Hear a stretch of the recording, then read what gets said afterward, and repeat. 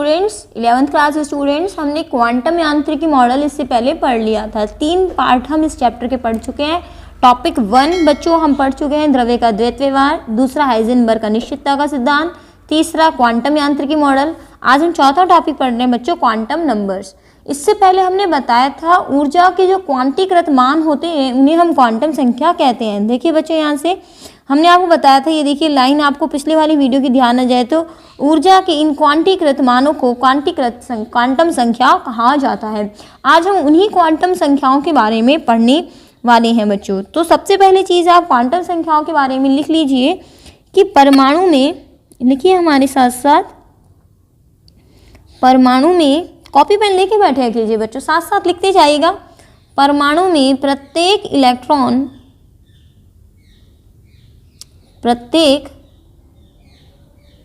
Electron की स्थिति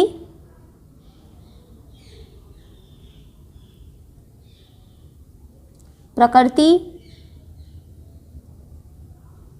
उसकी ऊर्जा देखिए बच्चों, उसकी ऊर्जा ज्ञात करने के लिए 4 संख्याओं की आवश्यकता होती है जिन्हें हम क्वांटम संख्या कहते हैं। ठीक है, अब एक चीज़ हम बता दें, ये क्वांटम संख्या का मतलब क्या है या इलेक्ट्रॉन की स्थिति से क्या मतलब है। जैसे हमने कहा यहाँ से बच्चों कि ये अपने पास कोई परमाणु है, ये तो इसका नाभिक है बच्चों, ठीक है, और ये इसके बाहर की कोश है अपने पास परमाणु की। तो यहाँ से अगर हम बात करें, जैसे यहाँ हमने बना दिया, ये अपने पास है, इसके एक सेकंड बच्चों, अपने पास ये देख लीजिए बच्चों, ये अपने पास परमाणु है। अब मान लीजिए यहाँ पर एक कोश जो है वो इसके अंदर भी है। अब इलेक्ट्रॉन कहाँ है, या तो इलेक्ट्रॉन यहाँ है या इलेक्ट्रॉन यहाँ है, अर्थात 1 इलेक्ट्रॉन और 2 इलेक्ट्रॉन। अब ये जो इलेक्ट्रॉन है, अब 2 इलेक्ट्रॉन तो नाभिक से दूर है और 1 इलेक्ट्रॉन नाभिक के पास है। तो इलेक्ट्रॉन नाभिक के कितना दूर है, कितना पास है, कहाँ पर इलेक्ट्रॉन स्थित है उस परमाणु में, उसकी इस प्रमाण जानकारी भी क्वांटम संख्या से मिलती है। ठीक है, देखिए बच्चों यहाँ से कैसे कैसे 4 क्वांटम संख्या कैसी है।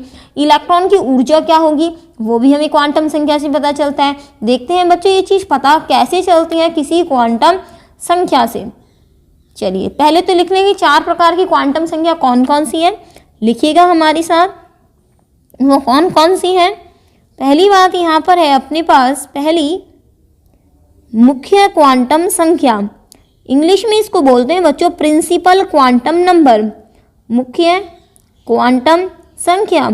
ब्रैकेट में लिखिएगा बच्चों स्मॉल n, ठीक, साथ साथ लिखते जाइए। दूसरा है हमारे पास बच्चों दिगंशी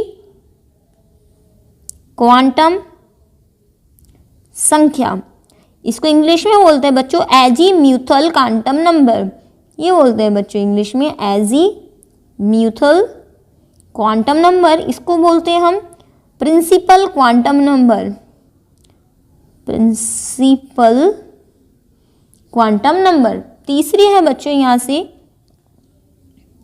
चुंबकीय क्वांटम संख्या। ओके स्टूडेंट्स, चुंबकीय क्वांटम संख्या small m, magnetic quantum number. और फोर्थ है बच्चों आपसे चक्रण क्वांटम संख्या। नोट कर लिया आपने हमारे साथ साथ, फटाफट हमारे साथ साथ बच्चों नोट करते जाइए। पीडीएफ के इंतजार की बजाय आप जितना पढ़ेंगे ना साथ साथ वो ज़्यादा बेस्ट रहेगा। ध्यान रखिएगा बच्चों, इसको बोलते हैं बच्चों इंग्लिश में स्पिन क्वांटम नंबर, और इसको भी लिख दिया हमने मैग्नेटिक क्वांटम नंबर। अब सबसे पहले हम यहाँ से बात करते हैं मुख्य क्वांटम संख्या की, तो हेडिंग डाल देंगे बच्चों यहाँ से अपन मुख्य क्वांटम संख्या। किससे रिप्रेजेंट करते हैं बच्चों इसको हम, n से। ठीक, यह क्वांटम संख्या इलेक्ट्रॉन की नाभिक से दूरी बताती है। तो इस साथ लिख दीजिए, यह क्वांटम संख्या, एक सेकेंड, यह क्वांटम संख्या इलेक्ट्रॉन की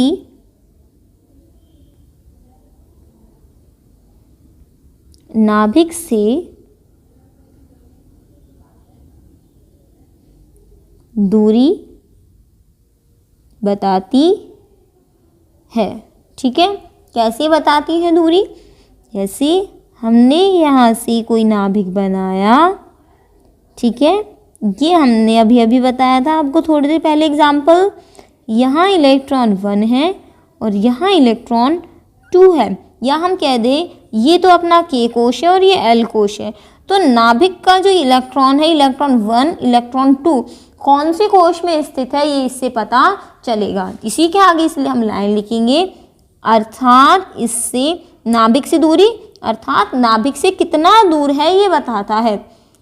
अर्थात इससे इलेक्ट्रॉन के कक्षा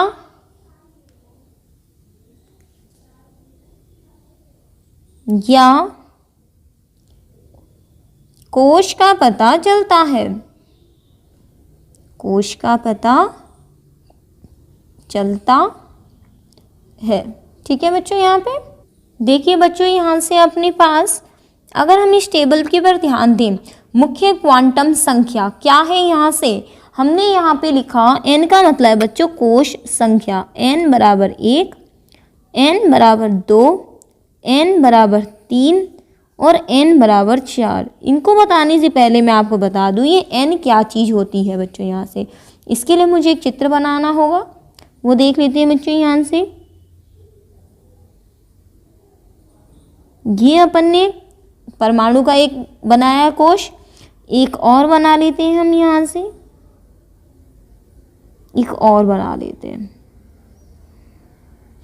ठीक है, अब हम बात करें बच्चों, तो ये वाला जो कोश है इसकी हम बात करें तो ये होगा अपना n बराबर 1। इसकी बात करें बच्चों तो ये होगा अपना n बराबर 3। एक सेकेंड,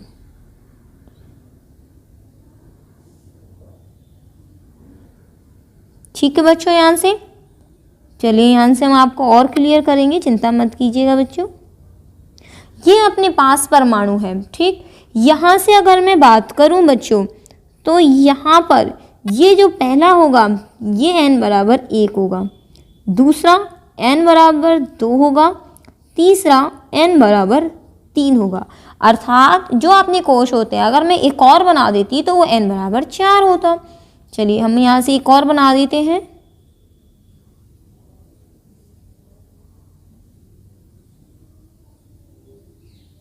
ये लीजिए बच्चों, यहाँ से एक और हम बना के कोशिश करते हैं, इसको हटा देते हैं यहाँ से।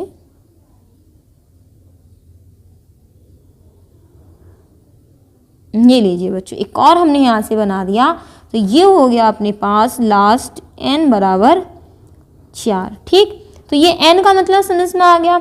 अब ये जो n बराबर 1 है बच्चों, इसको हमने के कोश नाम देना है, इसको l, इसको m और इसको n, अर्थात इनकी नेमिंग कर दी। अगर हमारे पास कोश संख्या आती है कि n बराबर 1 की कोश कौन सी होती है तो हम क्या कहेंगे k।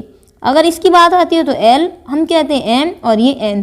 अर्थात अगर आपसे पूछ लिया जाए कि अगर कोई इलेक्ट्रॉन के कोश का है तो आप तुरंत बता देंगे कि वो पहले कोश से संबंधित है। ठीक, अब इसमें आती है इलेक्ट्रॉन संख्या की बारी।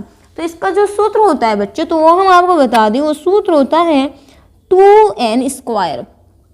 अब आप फॉर्मूला रखते जाइए, 2 की जगह 2 रखिए, n की वैल्यू कितनी है 1 तो 1 रखिए, उसका क्या कर दीजिए स्क्वायर, वो कितनी आ गई 2। अर्थात पहले कोश में इलेक्ट्रॉन कितने होते हैं 2। इसी तरह से n की जगह वैल्यू 2 रखिए, कितनी आएंगे 2 दूनी 4 और दूनी 8। इसी प्रकार से आप यहाँ से 3 रखेंगे तो 3 तिया 9, 9 दूनी 18। इसी प्रकार से आप 4 रखेंगे तो 4 चौक 16 और दूनी 32। तो आपसे पूछी जाए n बराबर 4 अर्थात n कोश में इलेक्ट्रॉन की संख्या कितनी होगी, ये हमने आपको चित्र के माध्यम से बता दिया। आप चाहें तो इस चित्र को बना लें, बाकी कोई आवश्यकता इतनी नहीं है। ठीक है बच्चों, चलिए अब हम बात करते हैं अगली क्वांटम संख्या दिगंशी क्वांटम संख्या की। चलिए बात करते हैं दिगंशी क्वांटम संख्या। सेकंड डालते हैं हम दिगंशी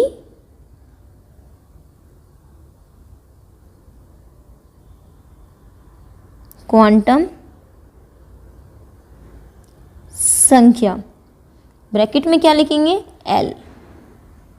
ठीक, दिगंशी क्वांटम संख्या क्या होती है, आप पहली बार इसका नाम पढ़ रहे हैं। इसके द्वारा इलेक्ट्रॉन की उपकोष का पता चलता है। तो इसके अंदर हम लिख लेते हैं बच्चों, किसका पता चलता है? इसके द्वारा इलेक्ट्रॉन के उपकोष का पता चलता है। अब कोई बच्चे अगर हमारा वीडियो पहले वाला देख चुके हैं कि इलेक्ट्रॉन कक्षक में कैसे भरें, उनको तो पता चल जाएगा कि उपकोष क्या चीज़ होती है। मैंने आपको एसपीडीएफ सिखाए थे, जो मैंने आपको बताया था कि के के अंदर एक कोष के अंदर उपकोष होते हैं। अच्छा चलो हम इसकी धारणा इस तरह से बताते हैं कि ये एक क्या है?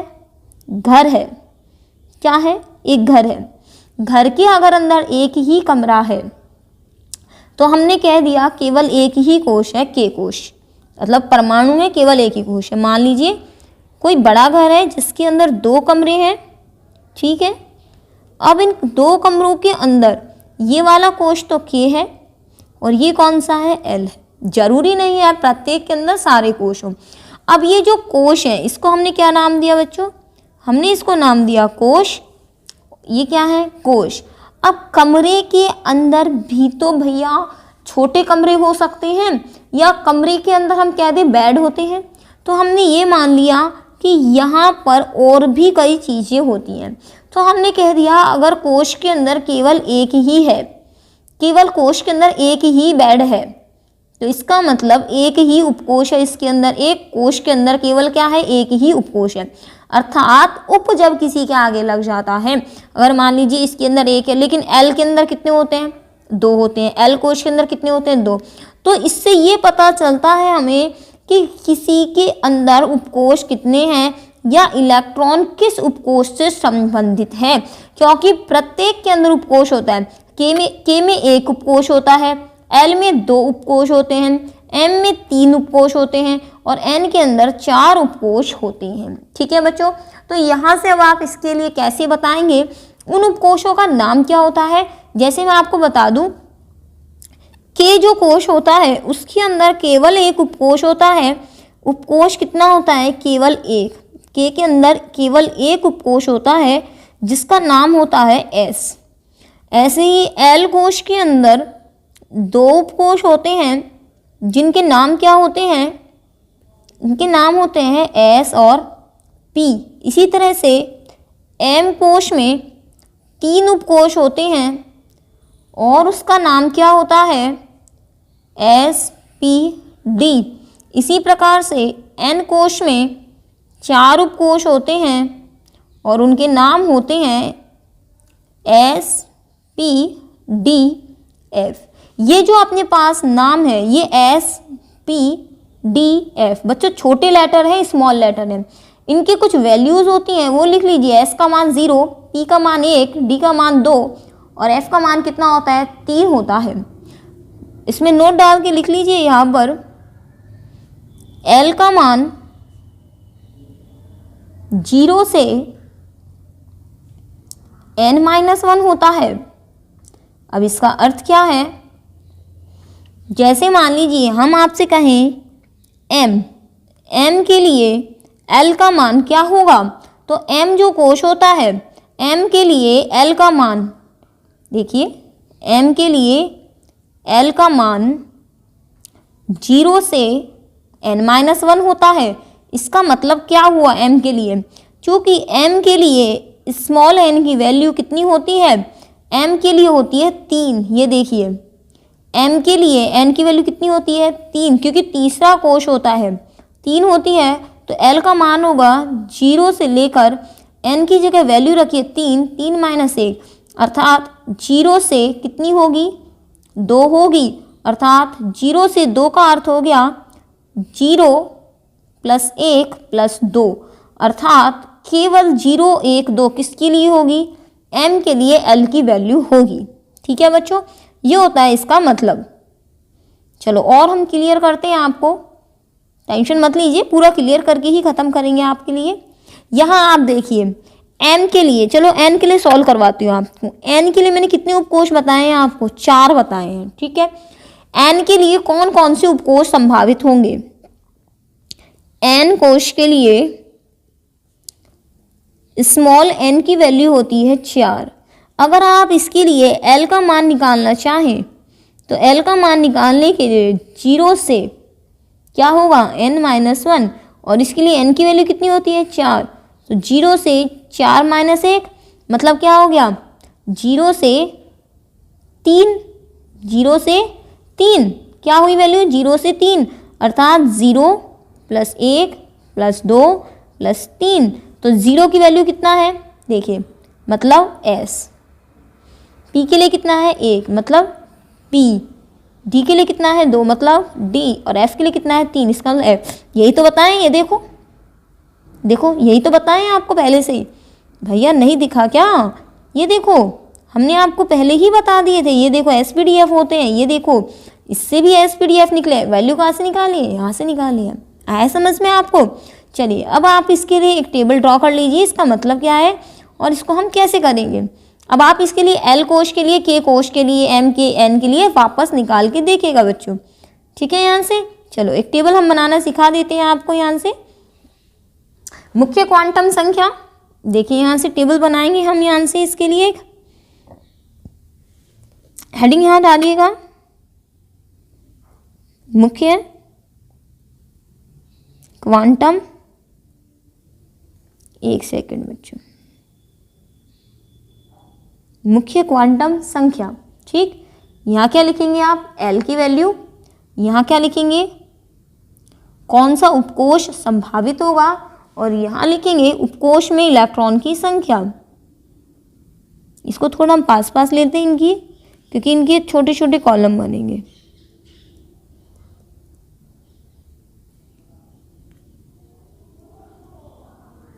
उपकोष में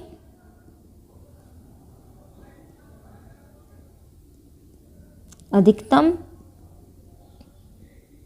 इलेक्ट्रॉन संख्या, टेबल ड्रॉ कर लेते हैं बच्चों। यहाँ से अपने अपनी मुख्य क्वांटम संख्या का एक कॉलम हो जाएगा हमारे पास।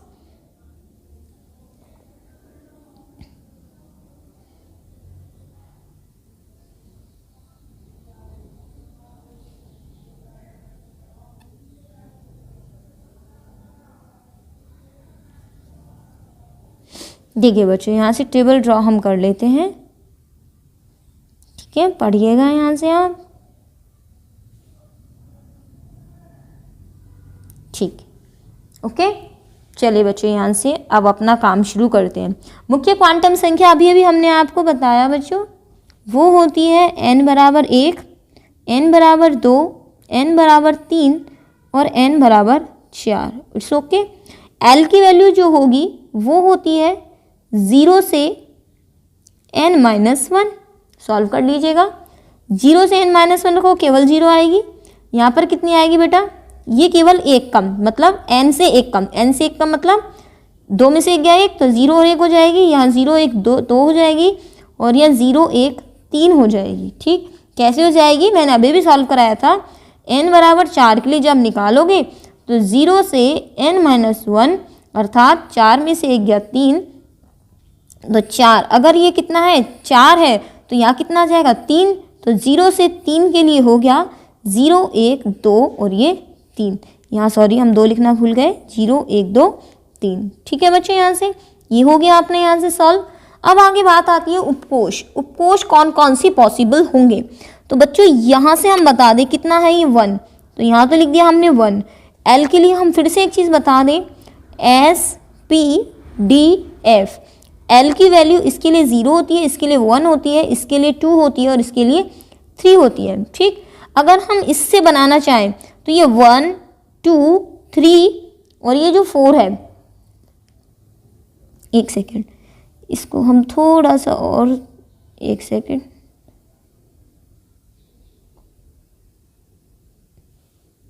देख लीजिए बच्चों। ये जो वैल्यू यहाँ पर लिखी हुई है अपने पास बच्चों, ये वाली वैल्यू जो लिखी हुई है हम यहाँ पे लिख देते हैं 1 2 3 और ये 4, ठीक। ये वाली वैल्यू हमने लिख दी। अब ये लिखा हुआ है 0, 0 किसकी वैल्यू है S की, कितना आ जाएगा उपकोष 1s। अब देखिए 2 है, 2 के लिए 0 और ये 1, 0 के लिए वैल्यू कितनी है S और 1 के लिए क्या है P, तो हम क्या आ जाएगा 2s और 2 पी, जितने मान यहाँ लिखे होंगे उतने ही उपकोष यहाँ बन जाएंगे। ठीक है, अब आगे देखिए यहाँ पर कितनी बार है 0 1 2, अर्थात S भी होगा, P भी होगा और D भी होगा, तो 3S 3P और 3। इसी तरह से F है, F में कितनी है, देखो यहाँ से कितना है 0 1 2 3, अर्थात S भी आएगा, P भी आएगा, D भी आएगा और F भी आएगा। 4S 4P 4D और 4F, समझ में आया। इसका मतलब K कोश में केवल 1S होती है, L कोश में दोनों होती हैं, M कोश में तीनों होती हैं और N कोश में चारों होती हैं। जो बच्चे हमसे इलेक्ट्रॉन कक्षक में कैसे भरे, जो हमने शुरू में ही सिखा दिए थे, उनको याद आ रहा होगा कि मैडम ने ये चीज़ें पहले भी बताई थी। ठीक है बच्चों, अब हम इसके लिए ये जो चित्र हमने पहले सीखा था ये वाला, इसको एक बार हम रिमाइंड करेंगे और इसके अंदर हम बताएंगे आपको, देखेंगे बच्चों इस चित्र के अनुसार हम कैसे और समझ सकते हैं। यहाँ से देखो, यहाँ से ये रहा चित्र अपना, है ना, अभी थोड़ी देर पहले जो हमने सीखा। अब इस चित्र के अंदर हम आपको बता दें, ये वाला जो K कोश है, कौन सा वाला है बच्चों, K कोश जो हमारे पास है। चलिए इसके अंदर हम समझने की कोशिश करते हैं। इस K कोश की हम बात कर रहे हैं, इसका मतलब ये वाला जो अपना है K कोश, जो येलो वाला हम दिखा रहे हैं बच्चों, ये K कोश, इसके अंदर केवल एक होती है 1S। इसी तरह से जो हमारे पास L कोश है, L मतलब हम कलर दूसरा ले लें आपके समझाने के लिए, ये पिंक वाला हम ले लें, ठीक है, मतलब सेकंड नंबर वाला जो हम ले रहे हैं, इसके अंदर दो होती हैं, एक 2S होती है और एक क्या होती है 2P होती है। क्यों होती है, हम इसमें एक चीज़ ये समझाना चाह रहे हैं आपको कि अगर ये n बराबर चौथा वाला है, मतलब ये लास्ट वाले की अगर हम बात करें, ये लास्ट वाले की हम बात करें, ये n नंबर कितना है बच्चों 4 है। अर्थात अगर मैं आपसे कहूँ 4P, तो आप समझ जाइए कि यहाँ पर n बराबर 4 की बात हो रही है, अर्थात इलेक्ट्रॉन की दूर की बात हो रही है। एक इलेक्ट्रॉन मान लीजिए 2s में है और एक इलेक्ट्रॉन अपना किसमें है 4s में है, तो इसका मतलब नाभिक के पास कौन सा हुआ, इसका मतलब 2s का मतलब हो गया इलेक्ट्रॉन n बराबर 2 में है और 4s का मतलब हो गया इलेक्ट्रॉन n बराबर 4 में है। तो निश्चित सी बात है n बराबर 2 वाला जो होगा वो इलेक्ट्रॉन नाभिक के पास होगा, क्योंकि 2 का मतलब हो गया 1 और ये 2 और 4 का मतलब हो गया 3 और ये 4। तो पास कौन सा हुआ n बराबर 2, वो दूसरे कोश से संबंधित हो गया और वो चौथे कोश से संबंधित हो गया। आई बात समझ में आपको बच्चों, इस प्रकार से हमें पता चलता है कि वो दूर है या फिर वो पास है। तो हमने आपको समझाने की कोशिश करी है इस चीज़ को यहाँ से बच्चों। चलिए ये हम इस चित्र को यहाँ से हटा देते हैं, बाकी बात करते हैं। अब देखिए उपकोश में अधिकतम इलेक्ट्रॉन की संख्या, इसका जो सूत्र है वो आप लिख लीजिए बच्चों, ये सूत्र यहीं पर लिख लीजिएगा आप, बराबर 2 और यहाँ लिख लीजिए 2l+1। बच्चों देखिए यहाँ पर अपन ने सूत्र लिख दिया है, ये सूत्र है, लगाते जाइए इसमें एक बार कि कितने कितने होंगे उपकोश में अधिकतम इलेक्ट्रॉन की संख्या। बच्चों यहाँ पर हम उपकोश में जो इलेक्ट्रॉन की संख्या बता रहे हैं वो होगी S P D F की, कि S में कितने इलेक्ट्रॉन होंगे, P में कितने होंगे, D में कितने होंगे और F में कितने होंगे। तो मेरे हिसाब से एक बार आप यहाँ मत लिखिए क्योंकि उपकोश में बताने चाह रहे हैं, नहीं तो ये क्वांटम नंबर से रिलेटेड हो जाएगा। तो बच्चों मैं ये कॉलम यहाँ से हटाऊंगी, यहाँ से एक बार ये वाला कॉलम हम अलग से बनाएंगे, इस कॉलम को यहाँ से हम हटा देते हैं, यहाँ से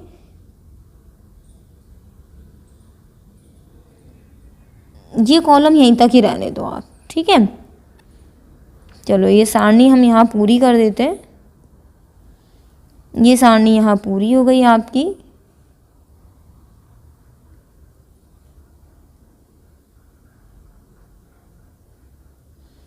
ये लो बच्चों, ये सारणी तो हमने यहाँ पूरी कर दी। तो यहाँ हम इस तरह से लिख देंगे उपकोश में अधिकतम इलेक्ट्रॉन की संख्या, वो हम लिखना चाह रहे हैं यहाँ पे, ये लीजिए उपकोश में इलेक्ट्रॉन की संख्या। सूत्र क्या है अपना, सूत्र है हमारा बराबर 2l+1। उपकोश कौन कौन से हैं, S उपकोश, P उपकोश, D उपकोश और F उपकोश। S के लिए L का मान कितना होता है, एक सेकेंड, S PDF। और L की वैल्यू कितनी होती है बच्चों? 0 1 2 3। इलेक्ट्रॉन संख्या गिनेंगे हम यहाँ से, चाहे तो पूरा डेरिवेट करके दिखा दीजिए। देखो 2 की जगह तो हमने ये 2 लिख दिया, अब लिखा हुआ है 2L, तो ये 2 लिखा। L की जगह वैल्यू कितनी है? 0 है, फिर कितना लिखा? प्लस, फिर कितना लिखा? 1। ठीक, कैलकुलेट करो कितना आएगा अपने पास। देखो 2 × 0 करा तो 0 आएगा, प्लस 1, इसका मतलब 2 एकम 2 ही आ जाएगा। कैलकुलेट करके देखना 2 आएगा कि नहीं आया। फिर यहाँ पे वापस 2 लिखा, फिर 2 लिखा, 1 आएगा वैल्यू। ये देखो इसको कैलकुलेट करो, 2 एकम 2 और 1 3, 3 दूनी 6 आ जाएगी। इसी तरह से इसको करो कैलकुलेट, करके देख लेना बच्चों कैलकुलेट और आराम से। ये लो और कर देते हैं हम, यहाँ से 2, फिर यहाँ से 2 रखोगे, फिर प्लस 1 रखोगे, फिर रखोगे 2 दूनी 4 1 5 10 हो जाएगी। ठीक, इसी तरह से इसको करोगे आप, 2 + 1 बराबर कितना आएगा? 14। करके देख लेना, 3 दूनी 4 1 7 7 दूनी 14। तो इसको आप बना लीजिएगा बच्चों। ठीक है, हमने वहीं पे बना दिया है, चाहे तो आप नीचे बना लेना, कोई दिक्कत नहीं है बच्चों। हमें तो नीचे ऊपर ले जाने में यहाँ कोई दिक्कत नहीं आएगी। ये लो हम तो उठा के इसको यहाँ नीचे भी लिख देंगे आपकी सुविधा के लिए, कि आप ऐसा मत करना मैडम ने वहीं लिखा था तो हम भी वहीं लिखेंगे, भाई ऐसा नहीं होना चाहिए। लो मैडम तो हटा देंगी, मैडम यहाँ लिख देंगी बड़ा बड़ा। ये लो मैडम कोई दिक्कत नहीं है, मैडम थोड़ा बड़ा और कर दिया कि भैया ये लो यहाँ पे कर दिया हमने तो आराम से। आप चाहे तो यहाँ लिख लीजिएगा, चाहे वहीं लिख लीजिएगा, कोई दिक्कत नहीं है। ठीक है, इलेक्ट्रॉन की ऊर्जा का क्रम जो है वो हम बता देते हैं आपको। यहाँ लिख लीजिए इलेक्ट्रॉन की ऊर्जा का क्रम, कि इलेक्ट्रॉन की ऊर्जा कहाँ ज़्यादा होगी और कहाँ कम होगी। तो SPDF। अगर मान लीजिए ये सभी समान कोश के हैं, ठीक है, तो किसकी ऊर्जा ज़्यादा होगी? F की ऊर्जा ज़्यादा होगी बजाय इसके। इलेक्ट्रॉन जितना ज़्यादा नाभिक से दूर होता है, मान लीजिए एक इलेक्ट्रॉन तो यहाँ है और एक इलेक्ट्रॉन नाभिक के पास है, तो 1 और 2 नंबर में इलेक्ट्रॉन की ऊर्जा 1 की ज़्यादा होगी बजाय 2 के। जो नाभिक के जितना पास होता है वो उतना ही ज़्यादा आकर्षण महसूस करता है और इसकी ऊर्जा उतनी ही कम होती है। जो नाभिक से जितना ज़्यादा दूर होता है उसकी ऊर्जा उतनी ही ज़्यादा होती है। तो अगर यहाँ पर समान हो, अगर यहाँ पर कोशों की संख्या समान हो, सब एक ही कोश से निश्चित रखते हो, तो यहाँ से ऊर्जा जो होती है वो किसकी ज़्यादा होती है? वो F की ज़्यादा होगी। ठीक है, इसीलिए हमने क्या लिखवाया है? 4 4 लिखवा दिया है कि समान कोश होना चाहिए, समान कोश के लिए। किसके लिए था ये? समान कोश के लिए। बाकी हम इलेक्ट्रॉन कक्षा की ऊर्जा का क्रम बताएंगे कि कक्षा का क्रम कैसे निकाला जाता है। ठीक है, अगले में पढ़ेंगे हम चुंबकीय क्वांटम संख्या और चक्रण क्वांटम संख्या। तब तक हमारे साथ बने रहिए और बच्चों ये सारा नोट कर लीजिएगा। आप चाहे तो वीडियो से नोट करोगे तो ज़्यादा अच्छा रहेगा बच्चों, साथ साथ आप पढ़ते चले जाओगे। ठीक है, तो आज का हमने टॉपिक पढ़ा है आपको क्वांटम संख्या, 2 और बच रही है चुंबकीय और चक्रण। ये पढ़ाएंगे बच्चों अपन नेक्स्ट वीडियो में। धन्यवाद। शेयर करना मत भूलेगा, ज़्यादा से ज़्यादा बच्चों इनको शेयर कीजिएगा ताकि और बच्चों तक भी ये पहुंच सके। धन्यवाद।